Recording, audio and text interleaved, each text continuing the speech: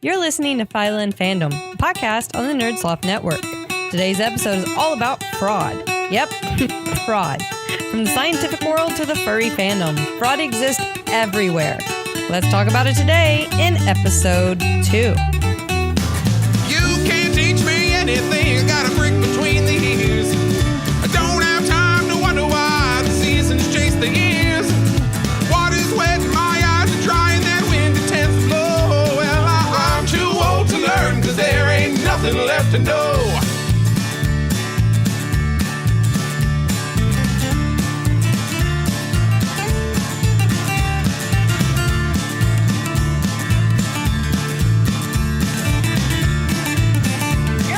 Phyla and Fandom, a podcast on the Nerd Sloth Network ran by two furry scientists, your resident zookeeper, Dr. Wildlife, and Bug Lover, me, Nassie. Each week we'll be exploring the world around us by discussing current topics in our own scientific fields, as well as current happenings in fandom-based subcultures like the furry fandom. So today's guest is Spawts. He's a furry with quite a bit of a following from his Viner and YouTuber expertise. He's also a psychologist. Yeah, well, I mean, you're one of the biggest furry viners, I think. He's also a psychologist and just an overall cool dude. So hello, Spawts. Hello, thank you. Did you know that Vine 2 might be a thing? It's called Bite. I'm going to shut up. That's not what we're talking about today. Okay.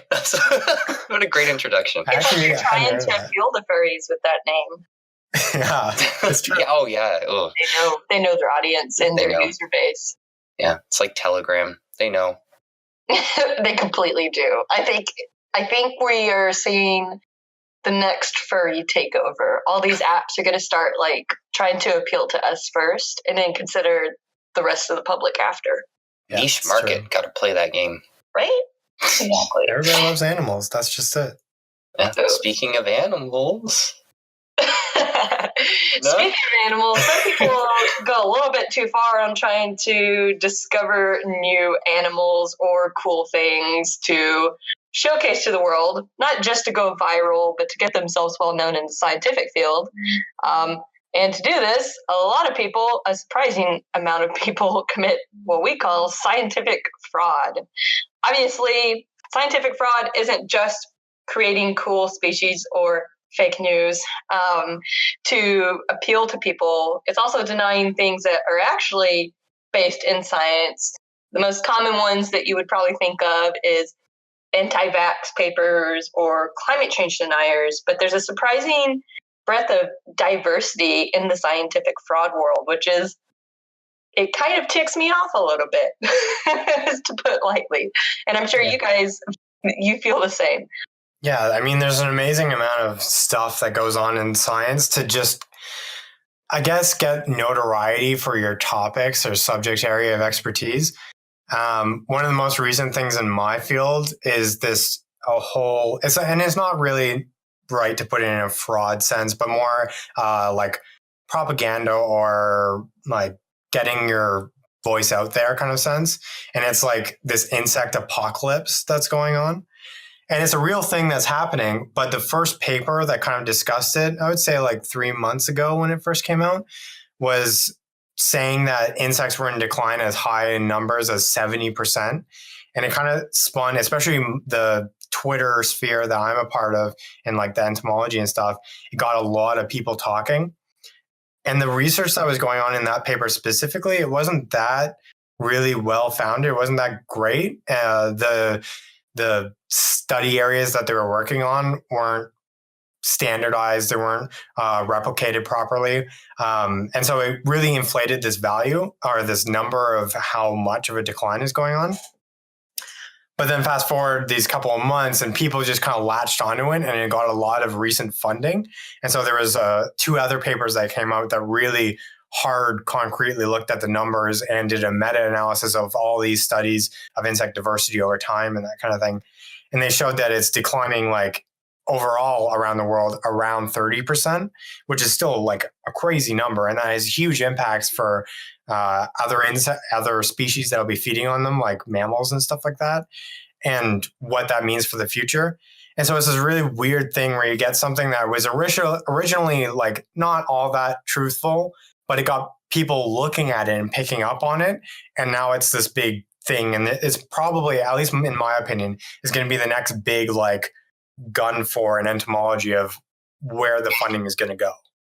Yeah, and I feel like what you said is just a perfect example of how Twitter can spin something and make something go out of control. I mean, we see it a lot in the furry fandom too, but what a lot of people in the furry fandom don't realize is this happens in other aspects of like just basic human culture. I mean, you're talking about the field of entomology. I've seen it in the field of conservation too. And the internet is such a powerful resource, but it can really make things go crazy really, really quick.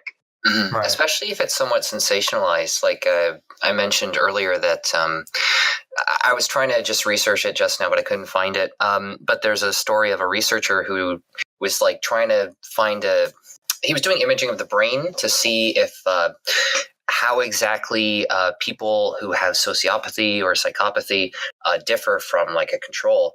And he scanned his own brain, and he claimed that it turned out that he himself was a sociopath, and it was meant to, like, it's one of those like coincidental stories that's, I don't know, I guess that realm of science likes to latch onto sometimes. But better yet, when it reaches the news, especially with news when like a study reports something, but it's how do I phrase this? It happens in every single field, but a study will come out and it's either like it's promising or it's in its infancy, and it's like, well, we know we need more studies to determine this, but it looks like there could be a link between X and Y. And then newspapers everywhere, like news sites, go out and say, X causes Y, definitive answer right here. No, you need more studies. Anyway, the point that I was getting at was the guy who scanned his brain said he was a psychopath. Turns out he kind of exaggerated it a little bit, so that just got sensationalized. Yeah. I was going to say, just as a fun comment, it's like what a roller coaster of a story that is like he's trying to study and find out who's a sociopath, and then you kind of have like this M. Night Shyamalan ding dong moment where he's like, I'm a sociopath at the end of it. Yeah, it was me all along. Yeah, at least luckily with that one, you can look back on it and say, oh, that guy's so silly. I mean, yeah, it's not very professional, and yeah, I don't know, like overall, I don't think it really impacted the field that much, so it's kind of whatever. It was more of like a fun story. But what does kind of grind my gears is all those like apps that are like, oh, train your brain, think faster, and like, I don't want to say brand name stuff out there, but there's full-on like programs or applications or games that you have to pay a lot of money for, with the claim that it will, keep your brain in tune, or it'll help you become smarter or anything like that. Or it's just it makes me shake my head. Yeah, because there's not actually any longevity kind of study relating to that, right? Like, well, because new programs are coming out all the time. Even with the most popular ones, it's like, yeah, there's marginal, I guess. And if those studies are put out, it's usually put out by the company that made it. So it's very hard to find something that actually works. There are things that do work. Like, as part of my job, I have to keep up in touch with that, and because I need to make those recommendations to clients. But it's not, I promise you, it's most likely not going to be like a phone app that you can get for free, or like a game that you can find on store shelves. It's going to be something a bit more specific, or taking something that you already use and then use it in like a certain way. Mm-hmm. Does that make sense? I feel like I didn't explain that very well. No, that makes sense. Yeah, like You already have these tools that exist in other forms. You just put it in a new way. It doesn't necessarily have to be like this program will keep your memory, it will reduce Alzheimer's or something like that. It can be like, right now, this helps you train yourself to have a better memory or something like that. Yeah, and it's also like, a part of like being cognitively proficient is the term that we use, is being efficient. And there's ways to increase efficiency with, basic stuff like clocks and timers, and the way you kind of schedule your working time, so you become more efficient and more used to being able to work at a quicker pace and kind of cut out the BS in between. Mm. So, I mean, stuff you can do on your own. You just need to know the strategies. Really what you need to know is strategies, not It's not some newfangled gimmick or anything like that. Right. It's not like you're exactly training your brain. It's just being familiar with. Yeah, or learning how to be more efficient, because it's strategies. A lot of like learning and growing and developing as a person is just understanding what strategies work for you. It's not like this new tool is going to be invented that suddenly you're amazing. No, you got to learn just how your brain works and how to capitalize on that. Yeah. It's just about these like stories that like to sensationalize things, like you say. It's this whole idea that you're fueling off of some kind of fear to get yourself a little bit more notoriety. Yeah. And in the case of these programs, they might help you a little bit with some of the aspects, because the small games themselves might improve memory or something in the short term, and doing them over time will help you. But there's no evidence right now that they do anything long term. And if there is, it's minimal, because everyone wants to be smarter, right? Mm-hmm. So it's something that marketers can easily prey on. Yeah, and then like sensationalization like that happens in so many different ways. Yeah. One of the good examples from like the whole environmental revolution is DDT. A lot of the papers that focus specifically on DDT in the past, they've been redacted because the information was falsified by many of the scientists. So DDT specifically wasn't causing as big of an issue as people thought with eggshells, but Rachel Carson's Silent Spring was kind of the fuel that got people looking at that. It was like she used these papers and it was like there was a significant impact, and really brought it to the attention of like policymakers and like the president at the time and everything. Which it's kind of scary because it ended up getting DDT completely banned, even though it had such a strong impact. And I'm by no means saying like its ban wasn't a good thing, because DDT falls in a class of insecticides called the organic chlorines, and all of the organic chlorines together made an impact on like eggshell thinning in birds. And that was the thing that was kind of resulted from that research, was that all of the organic chlorines got banned because people realized that maybe it wasn't DDT, but on further inspection and on further research, because of all the funding that went our way, we've determined that these other organic chlorines that we were applying in almost heavier dosages than DDT, because it was being applied in like millions of tons over like air drops, and like crazy things like that. And it resulted in the organic chlorines getting banned, but then it caused this whole environmental revolution and people really focusing on the environment. So some good came from it, even though it was like a sensationalist mistake. It's this weird thing in science sometimes where good things can come from the bad, but often if you're trying to sensationalize something like that, it's not really for the right reasons, and people need to be more aware of that. Yeah, you brought up a good point. I think it's a double-edged sword in terms of, and I was wanting to ask you guys about this anyway, about like the pop culture of the field. Like there's pop psychology, and I'm sure there's somewhat of an equivalent in your fields. Like, yes, you get the exposure, well, not exposure, but you get the information that's necessary, or like you get people active in change that needs to happen. Like, for example, in psychology, you get people to understand, mental health is a significant issue. You get to understand like what is depression, what is anxiety, how does it affect people?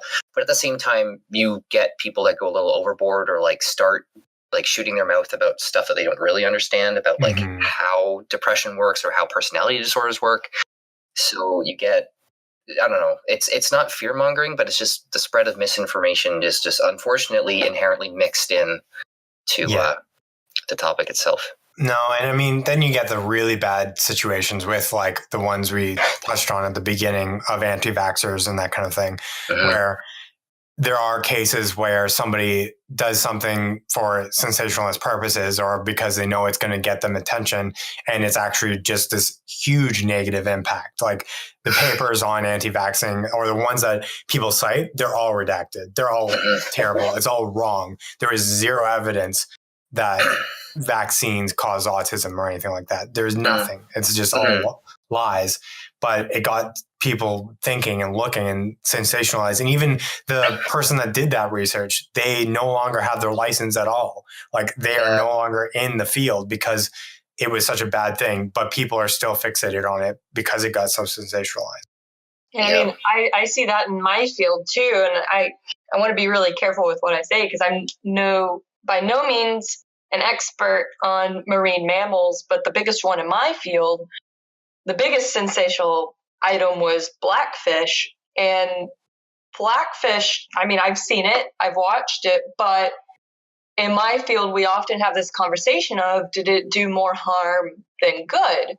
Because obviously you never want to have zoo animals of any kind in situations they abusive situations or habitats they aren't made for them. You don't want to do that.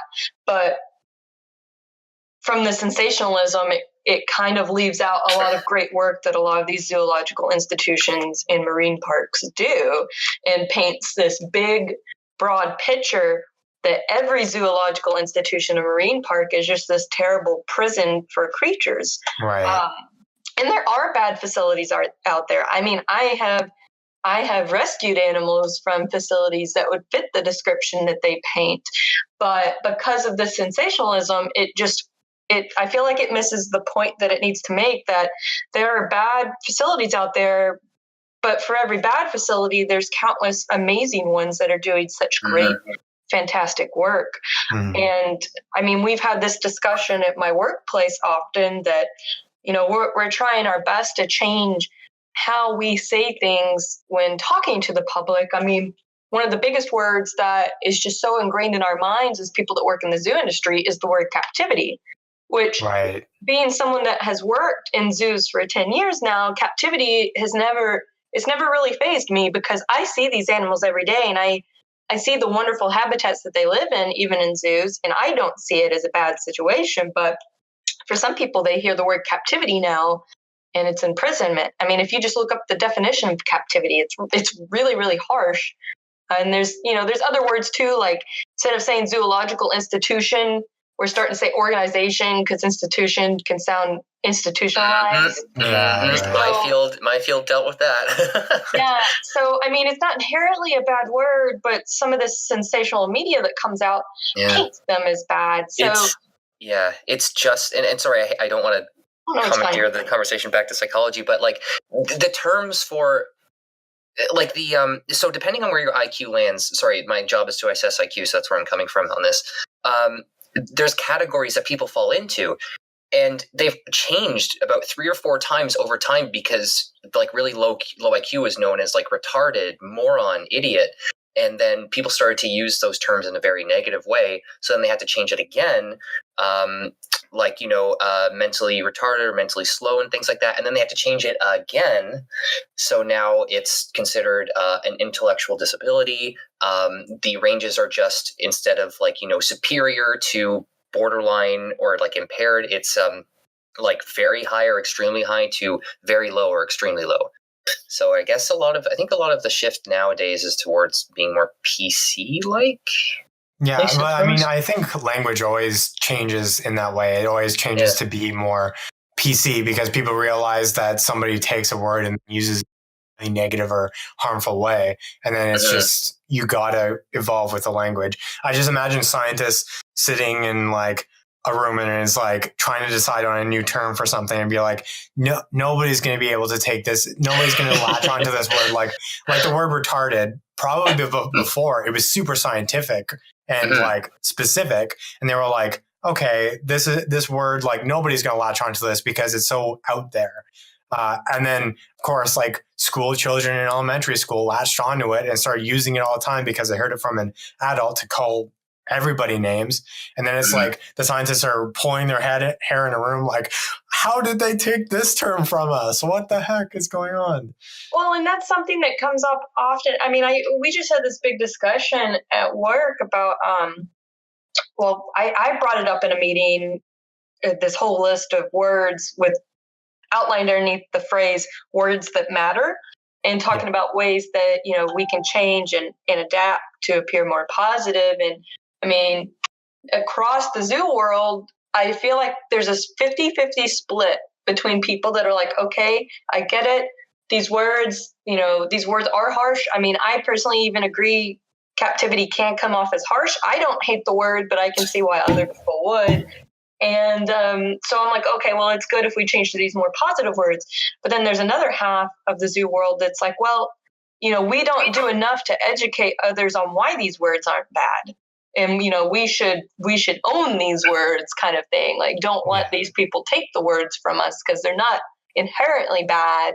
It's just perception. So we could teach more to fix that perception. And of course, I mean, I don't think, even in my field alone, I don't think anybody will ever come to agreement on which way is better. And I'm sure that's the same in both of your fields too. There's always going to be scientists or zoologists, zookeepers, whatever you want to call it, butting heads on which is the best way in terms of public perception. And that sensational media is what, I mean, it just affects everything. And that's not necessarily a bad thing. Like the evolution of language and understanding that and changing with it it's a good thing. Like completely, yeah. Understanding how language can change and then like educating yourself and moving forward with that's kind of the perspective you want to have. Exactly. And I mean, the thing is, a lot of sensationalism kind of grinds my gears, as Spawts said. And then some of it, like, just makes me laugh more than it grinds my gears. And I think one of the perfect examples that I have encountered of this is the world of, like, cryptid creatures and, like, cryptozoology, which I find really interesting, even though I don't believe in any of it. Sorry, can you, just because I'm very ignorant about this, can you describe what you mean when you say cryptozoology? Like cryptozoology, it's usually creatures like think Loch Ness, Sasquatch. Oh, okay, cool. It's considered a field that studies those kinds of creatures. Okay, all right. So I was thinking crypto as in like encryption, but crypto as in like a mummy like coming out of a crypt. Yeah. Okay, got it. Exactly. And I mean, there are cryptozoologists out there that are really dedicated to their field. And I mean, they wholeheartedly believe in their research and their, the field studies they do and the creatures that they want to find on this planet. And it's a really interesting field, not something that I could like exactly get into, but I can see the intrigue in it. And I've encountered cryptozoologists before in the wild, as I say. And it was just the funniest thing. I used to work at this tiger sanctuary in near Branson, Missouri. And it was a tiger sanctuary that basically took in, rehomed, and rescued big cats from private owners, private organizations, public zoos that were retiring their animals, just a good mixture of things. And one day I am at work and this team from the TV show Finding Bigfoot shows up and they're like, we've heard reports that there's Bigfoot in these mountains around. Oh, wow. And the funny thing is the sanctuary is in the middle of the Ozark Mountains. If you don't know anything about Missouri, the Ozark Mountains are all through there. And there's all these hiking trails and it's a really, really beautiful area. And so they show up and they're like, we've heard reports from hikers, hearing Bigfoot like calling out, like doing its mating call kind of thing, and heard it too. And I'm like, what are they talking about? And they played back some of the audio they recorded, and it was our male lion. Oh my God. I was expecting like a chewy roar in the background. So does the tigers. They can carry like, 3 to 5 miles away. So it was just echoing through these mountains, and it was our lions and tigers. That's and amazing. We were like, no, that's not Bigfoot. Like, it's our animals here. And it took a lot of convincing. I still don't know if we convinced them that, it's our lion. Like, it's not Bigfoot. I don't know if you can ever truly convince people like that, though. Like, those kinds of people, I think, have it set in their own ways that, this must be the case. Yeah, and I mean, especially if it's for a TV show or something like that, they kind of want to have some kind of evidence. They want to maybe have somebody at the zoo say like, oh, maybe kind of thing. But it's kind of funny. There's even this line between cryptic diversity, like, or sensationalist like crypto diversity and cryptozoology, and then the actual fact or like actual cutting edge research, because there's some species that are known from some areas and that are kind of like, I don't know, it's kind of hard to explain, where it's like there's this rumor of a species being in a certain spot, and then you have the kind of the people that are like, no, it can't exist there, or yes, it can exist there. And then you have the people that are studying that. And one of the cases of that when I was working at the New Brunswick Museum was there was a big kind of group of people in New Brunswick that were saying that there was a population of wolves in northern New Brunswick, and nobody had ever recorded them from there. So they were kind of for the longest time, like hundreds of years, were thought to have been like a cryptozoological society. And then about 10 years ago, there was actually a specimen that was collected from kind of middle New Brunswick. And just judging based on the like autopsy, because it was collected in like a trapper's trap, it could possibly have been a specimen that was brought in from somebody, like it was a pet that was released or something. But based on the information on his teeth and what was found in his stomach content and its nutrition and stuff, it had lived its whole life out in the wild. So there's the potential evidence there. And it's just one of those situations where it's this weird combination of the two, of cryptozoology and like actual zoology going on. Yeah. I think we see that a lot with, multitude of fields too. Like you see a lot of crossover between them. And that's like a more fun example than what I normally see, seeing the crypto world crossing over with what we typically see, or what most people would typically call, like in quotations, real zoology, animals that, we have all this definite information on compared to ones that we don't know much about. Right. Mm-hmm. All right. So speaking of fake animals and whether there's an animal in the wild that's real or not, let's talk about some furry issues. And so one of the things that came to light recently was there was a fursuit, like a fake fursuit website that popped up. What was it called? Shop Fursuit? Shop, yeah. Shop There's watermarks all over all the pictures. Yeah.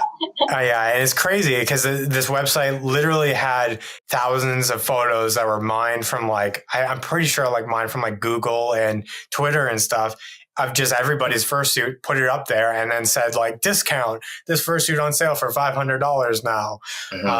And trying to sell like these fursuits as ripoffs and using the original art from the original maker. And the original photographers also had their images stolen to use for marketing purposes. It was this big mining thing. It's kind of crazy. And I know that you had a lot like connected with this Spawts because your suit was on the website. I was so honored. It finally happened. What was the name that yours was given? Oh, it was I had a picture of it. Oh shoot, what was it? It was something like cute spotted dog Dalmatian fursuit. I posted it on Twitter. Here we go. Spotted dog fursuit animal furry suit. Oh my God. 55% off. I'm not that cheap. Come on. Yeah. It's so bad. But like, what was your reaction when you first saw it? Like, were you upset with it or anything? Or? No. When I first saw it, I can't remember who's, like, I think two people sent it to me at the same time when I was asleep. And when I woke up in the morning, I checked my phone. And I woke up and I saw it. And I'm like, finally, it happened. I've made it. I have a cheap Chinese copy of my fursuit. I love it.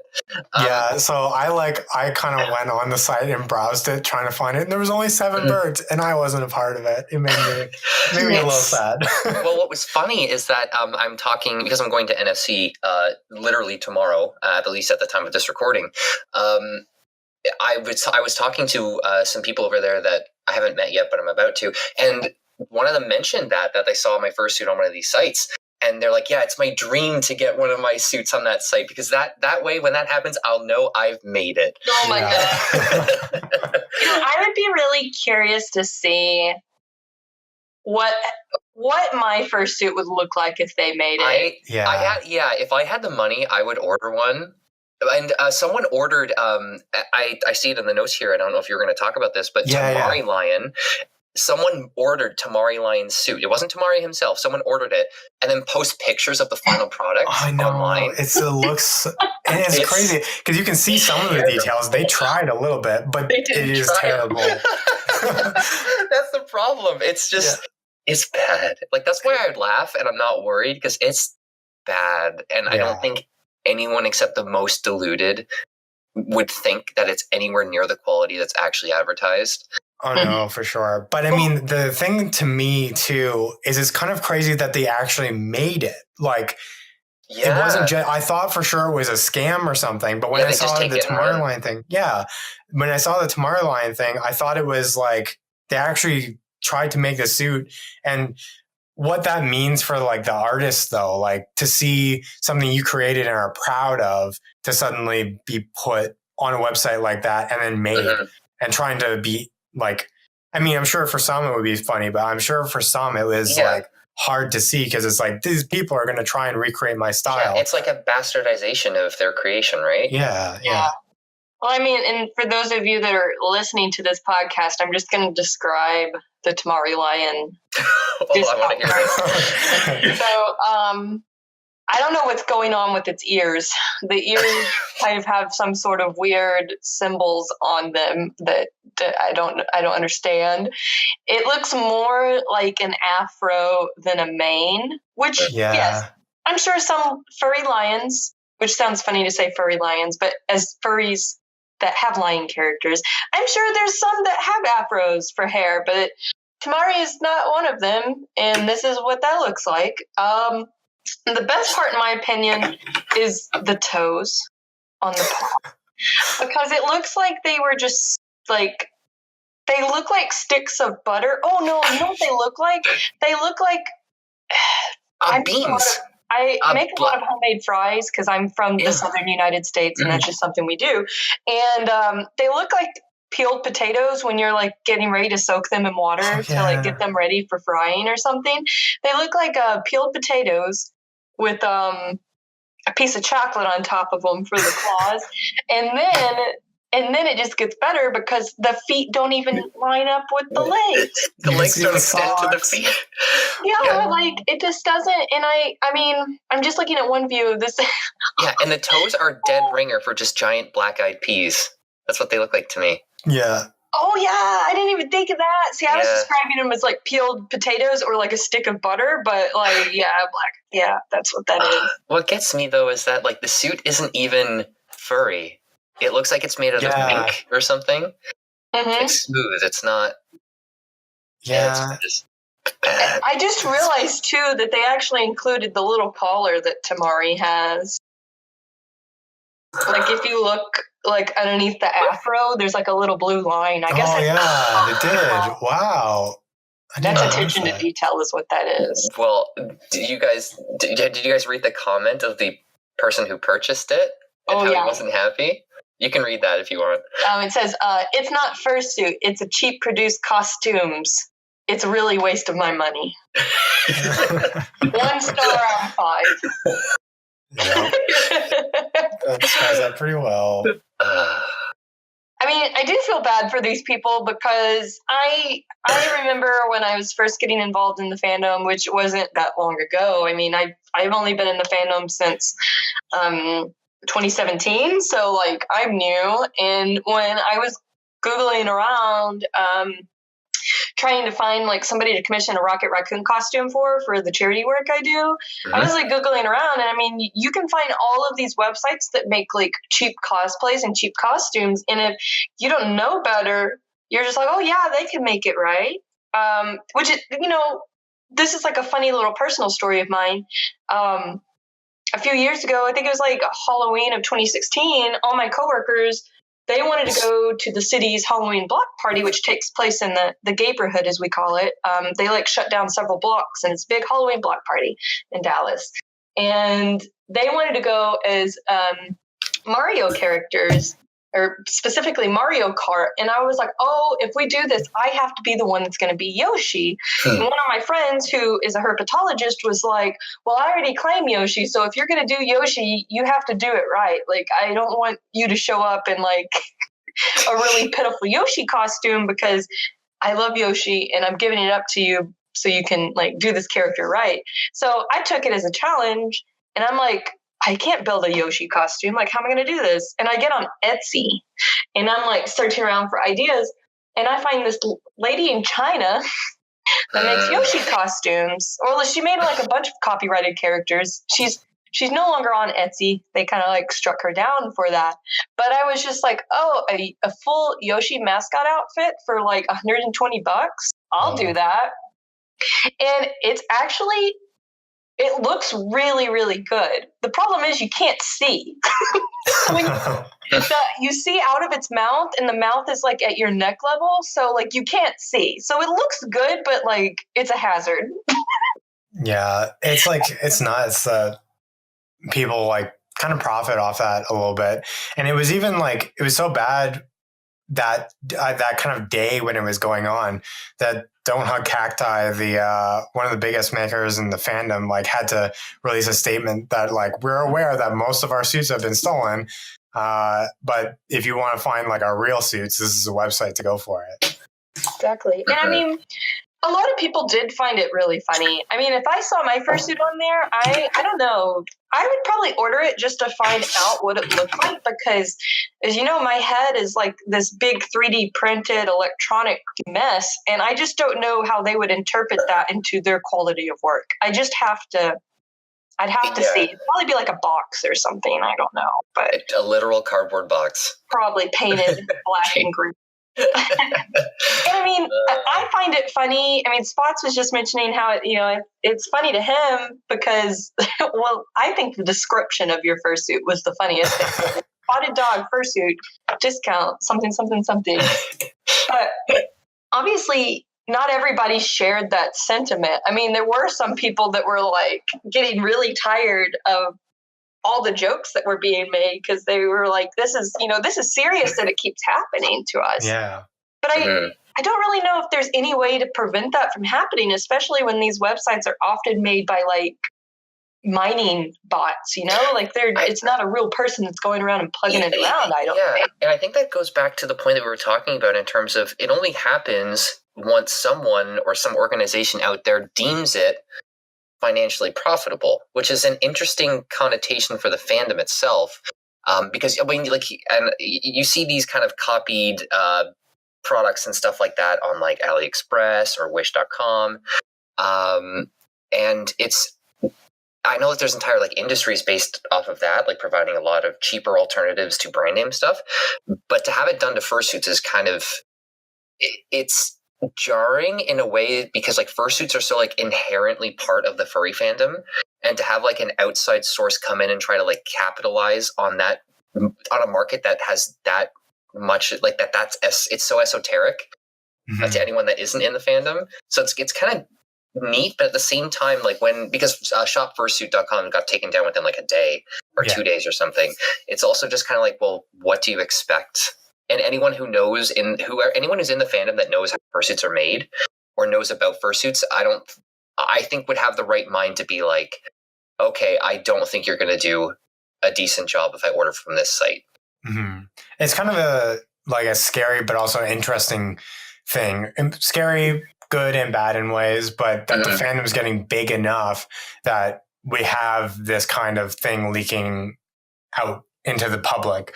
Like this shop fursuit site, when it's marketed it and the names that they were giving them, it wasn't like necessarily targeted to furries even. Like they also had like a branch site for mascots and stuff like that. So it's like these people that are realizing that there is money to be made and they're not necessarily targeting the furries specifically. They're just broadly using like, this is getting big enough where we can make some money off of this. And I mean, it's good because the fandom is getting bigger and it's amazing that it's like appealing to so many people, but it's kind of scary that like this could happen more and more. And I think the fandom's reaction to it was kind of right. Like, yes, it was a joke, but then people took it upon themselves to like report and get the site shut down. The people that knew how to do that, and it succeeded. The site went down very shortly, and I think that'll happen more and more. But it's something that's like we need to be aware of that will happen and what that means for us and like the artist's rights and that kind of thing. Mm-hmm. Yeah, and I mean, we keep talking about these companies that are finding fursuits and trying to profit off of them, but I mean, they do it to art in the fandom too. Not just art in the fandom, but art just in general, like anywhere on the internet. It doesn't have to be art made by a furry artist. It could just be like a comic book artist, or not like a big comic book artist, but like fan art and stuff. And next thing you know, after it gets popular, you see it on like Redbubble under some individual's shirt or something, or even on a company on its own on like Instagram, or sometimes even in stores. Like I think there was an issue a year or so ago where like a furry artist, some of their stuff ended up on a shirt in like Forever 21, which is like, I mean, that should not happen. You would think companies would know better than that, but I guess it comes down to like profit. I think I remember hearing about that. Yeah, and I can't remember who it was or if it was exactly Forever 21. I may just be thinking of that because I'm addicted to Forever 21. I could have sworn, I think the artist that had their work stolen was Kovi or Kiovi. And it was the Groggy, if I recall correctly, it was the Groggy Doggy Coffee Company. Oh, yeah. I have a mug of theirs, and I think that the dog from that was like, it was copied for another like shirt or whatever. Oh, wow. Well, I think that's what it was. And then wasn't there like a restaurant in Australia that took like a bunch of like furry art? It was I remember that. And something like that. Yeah, and it was like corn. Yeah, they put it on the menus, and I think they actually put it on like their front door sign. Yeah, they had it everywhere. And I can't remember, it was like a lion and something, I think. It was like two Zootopia characters. So it was like fan art of two very known copyrighted characters in the restaurant store. At least it wasn't like Sonic OCs or something. Oh my God, a restaurant based on Sonic. Oh, but I mean, there is like the Sonic Drive-In that's like in the southern United States. Oh, yeah. So what if they like change their mascot and branding to just like Sonic OCs? Like, fit the theme. If they don't do something for the new Sonic movie, I'd be sad. I bet, if I was like one of the corporate people for Sonic, I would be like every meeting, I would be bringing it up and like pounding the table that we have to partner with this movie. Like, I already do it to a certain extent when like animal related movies come out in like at the Dallas theaters and stuff. Like, think Finding Dory. I mean, I didn't work at the aquarium at the time, but I feel like if I did, I would have been at the meeting, like pounding on the table, being like, we have to market with them. We have to do Finding Dory. But I don't know. Now you got me thinking about Sonic, like snacks and Sonic and stuff like that. Oh God. I'm thinking of like the really weird off deals or off brand stuff. It's like, want to go fast? Sonic brand caffeine pills. Oh no. That would probably I get jittery enough with a cup of coffee, I can't imagine. That would take me to new levels. I'd be like the fastest runner in the West. Or the South, per se. I think it happens a lot with like small artists, and it's really unfortunate though, because I think there was like another thing maybe 4 or 5 years ago where somebody in the fandom's Pokemon art got stolen by the actual Pokemon website. Like it was used as their banner for a few days or something like that. And they weren't made aware of it until like, I don't know, it might have been on FA at the time. Somebody commented on the piece and was like, your art's on the Pokemon website and they're not crediting. And they had to they contacted them, and then Pokemon, I think, ended up paying them out or something for the advertising. But if companies think they can get away with it, it's crazy that they'll do that kind of thing. Mm-hmm. Yeah. But I mean, it's just like, it's such a big problem in the fandom, and we're not like experts. We aren't here to say how to stop it or anything, more just like bringing it up and making it aware. Mm-hmm. But it happens inside the fandom too, where some people will not necessarily like they'll copy and use art sometimes, or like color art and post that for their own stuff. But there's people that will use art from others, like other people's art, to make animations and stuff like that, and then market it as their own, and then profit off it on like Patreon and stuff like that. I've seen that happen a few times. Oh, really? Okay. Yeah. Like all the way to Patreon. I don't think I've seen that, but I don't doubt it happening. Yeah, there was I forget like who it was a while ago, but they were doing these roulettes where they would post like these really big, really well-known pieces, and then they would say like, if you pledge to my Patreon X amount of money, you can like vote on which one you want to see, and then the next week like I'll animate it or something like that. Oh, okay. And so like I've seen that kind of thing happen. I've also seen like people just get characters stolen, and like I think this has happened to you a couple of times, Doctor, where somebody's just made an account, like a social media account, being like, oh yeah, this is my character, and it's like this well-known furry, and then it's like, okay, I gotta, like, people start contacting you, or like somebody's impersonating you again. Yeah, that happened to me on Howler. I've never had a Howler account. I don't have an interest in it. And I get this message from someone that follows me on Twitter, and they're like, I think someone's pretending to be you on Howler. And my first reaction was, I can guarantee you someone's pretending to be me on Howler, because I don't have one. I do now because I created it to try and talk to them, because, I mean, I think there's a lot of cases where there's kids who are impersonating people because they think it's cool and they don't really realize, because we do have a lot of younger folks in our fandom. So I wanted to give them the benefit of the doubt, and I messaged them. Well, the first thing I noticed on their Howler accounts, they had a photo of me, and they said that they're a grass dragon. And I'm like, what is this? Oh, yeah. But I messaged them and I was like, hey, I just noticed that you're using my fursuit as your photo, and I kind of explained how that can be confusing for people because they're going to think it's me and blah, blah, blah. And they messaged me back and they were like, oh, what a coincidence that you have a fursuit like mine. I'm like, no, I don't think you understand. Like, that one is mine. And I was like, well, there must be multiples of that. I'm like, well, no, it's like a one-of-a-kind commission from Kaiboard Studios. And the person just you clearly haven't been in the fandom very long to know that kind of thing. Yeah, and they were like, well, you can, that's exactly who I got it from. And I'm like, well, that's not possible. And I started talking to them, and I was like, look, it's not good to impersonate people. And then they ended up blocking me. And so I was like, well, I gave this person the chance, and I ended up posting it on Twitter. I try not to do call outs or anything like that, but I was just trying to find Howler support to try and help me get this taken off of, because, I'm a very public facing individual in the fandom, in that I don't hide, like at my workplace or anything, that I'm involved in the fandom. So I'm very careful about what I put on my accounts. And I'm a very careful person anyway, so it's not like I'm hiding anything, but I just don't want people to get this wrong idea of me that, because that's not you.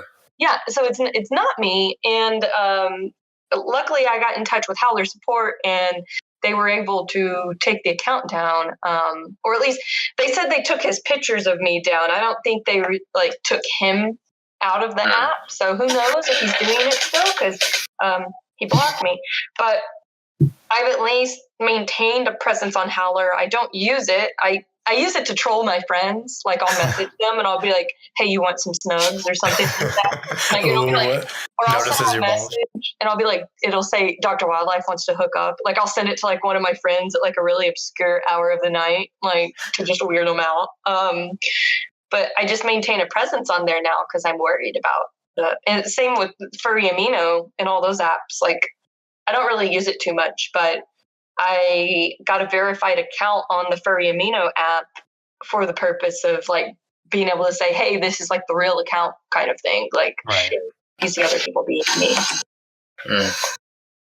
So, I mean, obviously, Spawts, you know a lot about psychology, and you obviously know a lot about StopPursuit.com because you were like, a spotted dog on there. A spotted dog furry dog suit Right? 55% off, yeah. Yeah. So, I mean, with how often the word dog is mentioned on your shop fursuit profile, I would think you know a lot about dogs. So we wanted to see how much you know about them with a few short, simple trivia questions. Air Which quote, simple. I mean, sort of simple.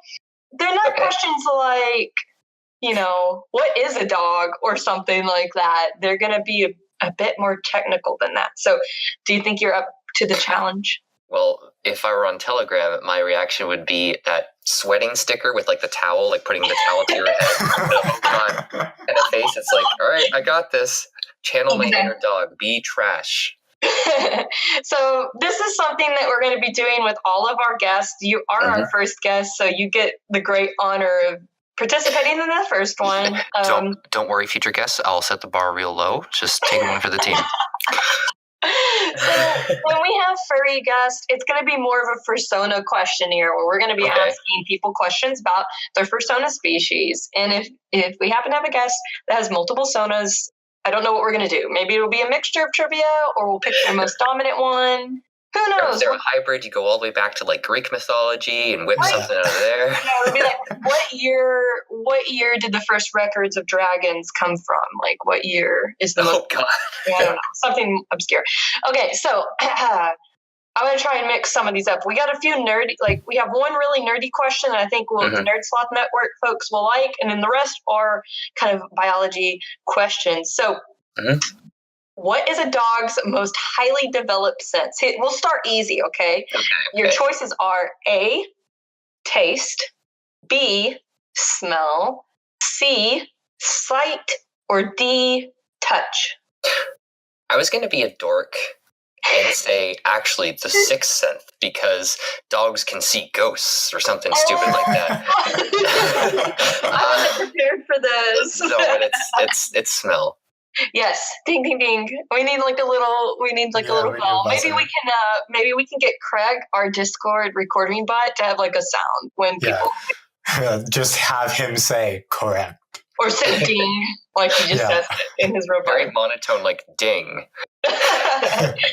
So here's a bit more difficult of one, or I think is difficult. Even though I've taken multiple zoology classes and mammalogy classes that cover this topic, I always forget because it varies so much between different types of animals. Okay. It's hard to keep track of. Normal, that means a healthy one. Normal adult dogs have how many teeth? A, 24, B, 38, C, 42, or D, 32.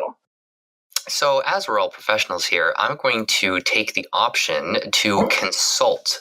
Hold on a second. Sumo. No, I'm kidding. So I do have a dog, but I'm not going to count his teeth. I'm debating if it's, I want to say, you know what, I'm going to say 32. Close, but not close enough. Adult dogs, healthy ones, have 42 teeth. That's a lot of teeth. So the easiest way to remember is, it's also the answer to life and everything. Yep. Okay, so fair enough. When in doubt, if you see 42, you just pick 42. I know. What was I thinking? It was even if it's like 2 plus 2. I mean, the answer is 42. Obviously, it is. Yeah. The next one. This next question I found really interesting because if you don't know about my research, I focus on finding ways of uniquely identifying individual tigers in the wild. So in the wild, tigers can be ID'd by their paw prints. That's just by like a basic count. But also, people can use camera traps to take photos of tigers and ID them based on their stripe pattern because they are as unique as our fingerprints. Specifically, my research looks at vocal fingerprints and how they have unique voices just like all of us. Which leads to my question. Similar to human fingerprints, no two dogs have the same blank. Oh, man. There's not even a multiple choice here. Spot pattern. Yeah, no, I'm thinking. I wanted to try and draw like the one-to-one and say like paw pad structure or something. More of an educational experience because I find it a really cool fact. I want Only to play off of the last question, I want to say scent, but I don't know if that's like determinable or like measurable by humans at this moment anyway, because I know that dogs' sense of smell is way more elevated. So I guess my final answer, I'm gonna say paw pad structure. You know, that may be true, but the answer I was specifically looking for was nose print. No, it really? Yeah, so Oh, their yeah, you're nose right. print are completely unique. And I say you could be correct with the paw prints because there is evidence with like other mammals and such that paw prints can ID individuals. So you may be right. I'd have to look more into that though, because now I'm curious if it's the same as tigers or not. But for this, it's nose print. And at least that's one way you could tell apart your Spawts and shop fursuit from Spawts. Right? The nose, specific nose. The nose print. Yeah. That's how you know. That's like the unique code. Yeah. It's not Okay, a spot so print. Doesn't matter. I have 2 in the wrong column, and 1 I actually got correct. But it was the easiest one that I got correct. So if the next one's even harder, Well, then this one's I gonna- totally took one for the team. You're welcome, future guests. Well, this one you're going to see, or basically we're going to see just how nerdy you are. Okay, I'm ready, I think. Which TV series had a dog named Canine who was also a robot? Oh, I don't even need, is it multiple choice? I don't even need it, because the answer is Doctor Who. Oh, it is Doctor Who. Yeah, Okay. I used to be a big Doctor Who fan. I haven't watched the recent ones, but I'm a Tennant boy. Oh, And yeah. I dressed as Matt Smith one year, my first year in university. I dressed as Matt Smith for Halloween. Yeah, see, Matt Smith is my lover boy. He's the best. But I do love Tennant as well. Mm-hmm. Yeah, so that's awesome. So the other choices, just so you know, I'm a big Doctor Who fan. So I was like, when I was thinking of ideas, I was like, oh, I got to throw a Doctor Who question in. Okay, at least I got the nerdy one right. But the other choices are Full House, Star Trek, and Law and Order. Could you imagine Full House with a robotic dog? Or Law and Order, like it's a robotic dog that like seeks out criminals or something. I'm just picturing that like Law and Order, like is that what's the show that makes that like characteristic dong, like the dun dun? That's Law and Order. Yeah, That's Law and Order. Yeah, okay. yeah. And I'm just picturing like a snap zoom on like a very confused dog's face. I'm gonna have to do that now. I'm gonna write it down on my list of ideas for YouTube. But it's just like a 5-second video, not even that long, and it's literally just that tone in a dog's face. You know what would be great if there was a platform for like 5-second long videos, maybe even 6-second long videos, and you could loop them, and they'd be great. You could build a community around it. I'm not better. Oh my god! The legacy of Spawts Fine died 2 years ago. Let it go. Don't tell me what to do. You still toss and turn at night thinking about I miss it. I do miss it. Well, you're not the only one that we do trivia questions for, obviously. Each podcast episode, we do a segment called Guess Who, with the Who spelled like the Who sound that an owl makes. We're full of puns here. Full of puns. Guess Who is our weekly trivia questions where we play an animal vocalization and you, the listeners, have to guess the species. Participants will have 1 week to get their answers in by emailing us at Phyla and Fandom at gmail.com. The first to get to the correct answer will get a shout out in the following week's podcast when the answer is revealed. So just as a quick little side note, this was last week's vocalization.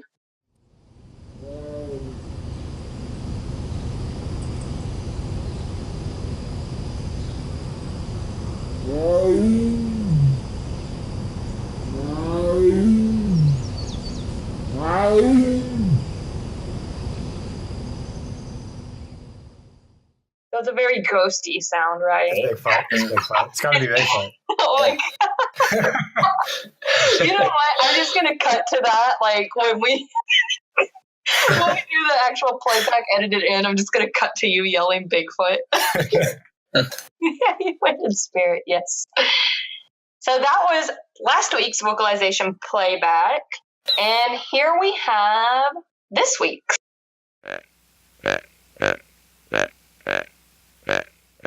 And as I said, if you think you know the answer to this, guess who? You can email us your answer at phylaandfandom@gmail.com.